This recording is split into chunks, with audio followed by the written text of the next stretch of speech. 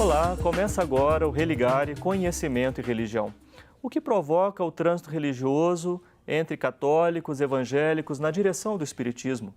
No programa de hoje eu converso com Rosane Alves Ferreira, advogada e mestre em Ciências da Religião pela PUC Minas. Ela veio falar sobre o trânsito religioso entre católicos e evangélicos numa sociedade espírita concreta, que é a Sociedade Espírita Albergue de São Lázaro. Rosane, é um prazer receber você aqui no Religare para falar sobre esse tema, que foi tema da sua pesquisa no mestrado. Eu que agradeço a oportunidade. Você pode acompanhar o Religare no nosso canal no YouTube. Você procura por Religare, Conhecimento e Religião, e você vai conseguir achar o nosso espaço lá. Você pode se inscrever, comentar os nossos vídeos, também compartilhar o Religare com os seus amigos. Rosane, acho importante a gente trazer esse debate. O Religare, ele, como programa aqui na TV Horizonte, ele procura ouvir as mais diversas crenças. E hoje é importante falar sobre esse tema do espiritismo e especialmente a presença de católicos e de evangélicos, não é, na fé espírita, que participam, não é, das suas igrejas e também participam do espiritismo. É um fenômeno conhecido, não é? Você se interessou por esse tema a partir de uma vivência especial que você teve, porque você também professa o espiritismo, não é? Sim. Essa observação não científica inicialmente, Sim. na Sociedade Espírita Albergue de São Lázaro foi que me chamou a atenção. Sabe que eu me lembro uma vez você me contando sobre isso, né? Como é que foi isso? Muito católico, muito evangélico, também de outras religiões, mas o que chamou mais atenção foi exatamente de católicos e evangélicos, né?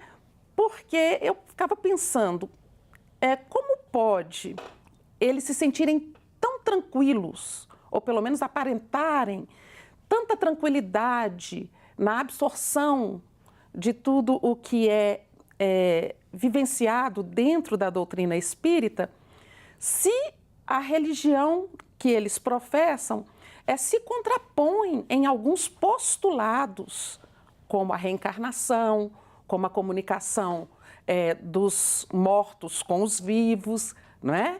E como é que eles poderiam transitar, né?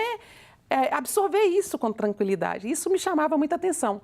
Quando eu pude fazer esse mestrado, eu falei, esse agora. é o tema. Esse é o tema. Sim. Mas, enfim, apresente um pouco para nós o espiritismo, né? Quais são as crenças básicas do espiritismo? Bom, primeiro... Enfim, é muita coisa, assim, com uma resposta breve, eu sei, né? Mas eu acho assim, o que é essencial que nós falemos aqui é que a base doutrinária, filosófica, moral do espiritismo está na moral trazida por Jesus Cristo. Esse é o ponto-chave que, no meu ver, atrai os nossos irmãos católicos e evangélicos.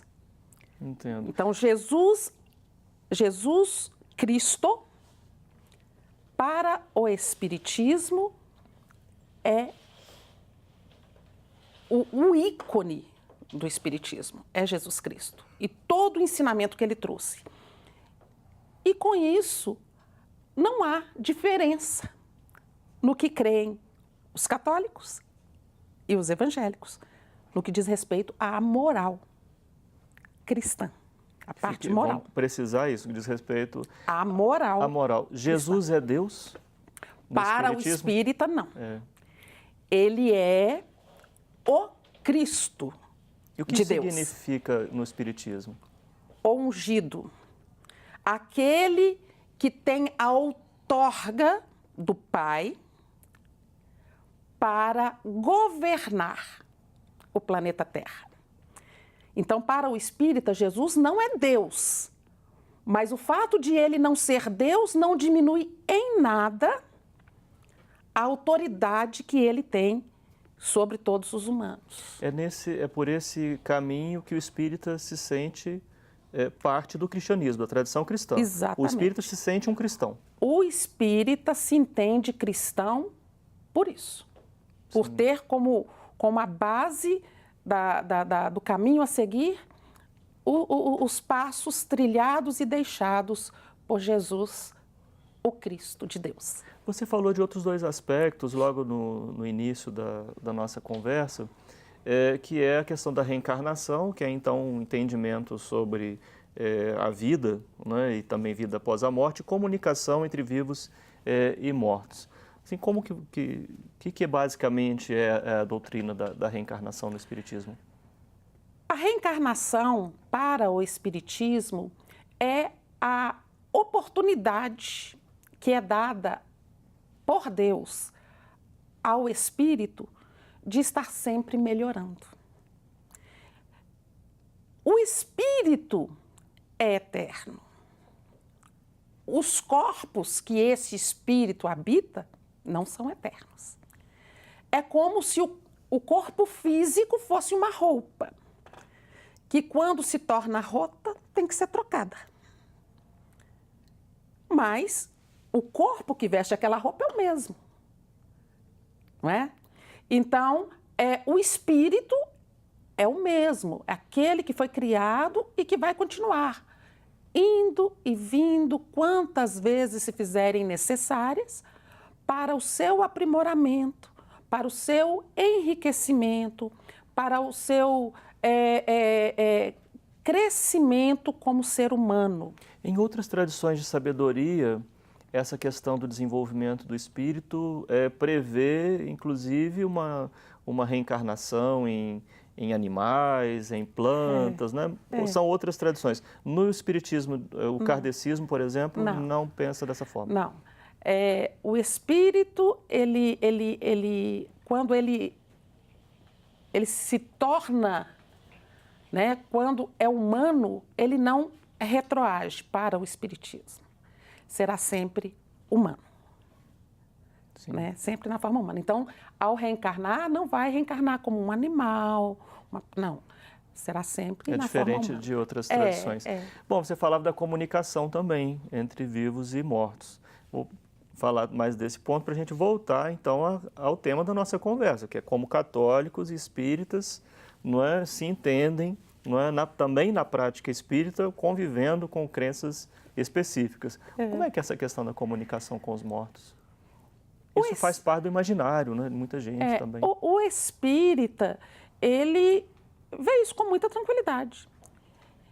Que aquele que deixou o corpo físico, ele, por continuar íntegro como espírito, ele tem essa condição de se comunicar com aqueles que ainda estão presos ao corpo de carne. Isso é tranquilo para o espírita. E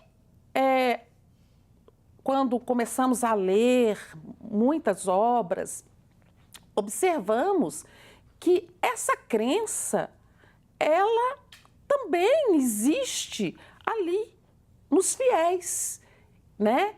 Na maioria dos que nós entrevistamos, acreditam individualmente, mesmo que isso não seja defendido pela igreja a qual ele está vinculado, ele particularmente acredita.